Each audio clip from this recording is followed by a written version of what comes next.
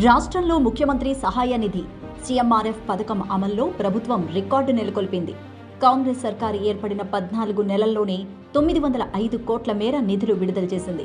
CMRF కింద 2023 December 7 నుంచి 2025 ఫిబ్రవరి 23 నాటికి దాదాపుగా 2,09,500 నిరుపేద, పేద, మధ్యతరగతి కుటుంబాలకు సర్కార్ వివిధ రూపాల్లో సాయం అందించింది.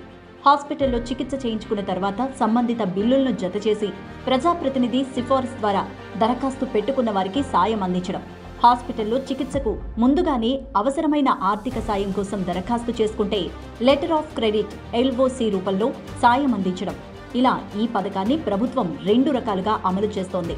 హాస్పిటల్ బిల్లులతో దరఖాస్తు చేసుకున్న సుమారు 1.93 లక్షల మందికి 600 కోట్లు, LOC కింద 16,502 మందికి 300 కోట్లను ఇప్పటివరకు సాయంగా ప్రకటించింది.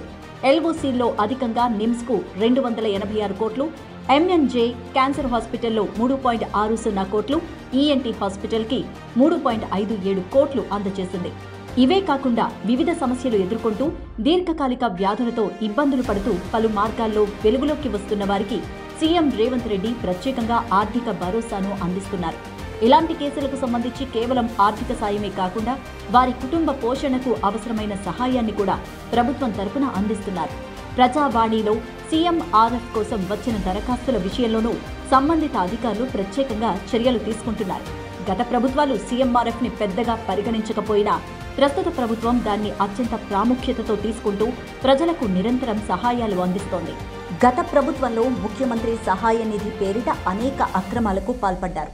ముఖ్యమంత్రి సహాయ నిధి చెక్లో వాటాలను అందుకోవడం, కొందరైతే ఏకంగా ఆ చెక్కులనే తమ ఖాతాల్లో జమ చేసుకున్న దాఖలాలు కూడా ఉన్నాయి. కానీ ప్రజా ప్రభుత్వంలో ఎలాంటి అవకతవకలకు చోటివ్వకుండా నేరుగా లబ్ధిదారులకు అందిస్తున్నారు. ఇది ప్రజా ప్రభుత్వం. ప్రజా సంక్షేమం కొరకు ప్రజలు ఎన్నుకున్న ప్రభుత్వం. ప్రజల శ్రేయస్సు కోసం పనిచేసే ప్రభుత్వం.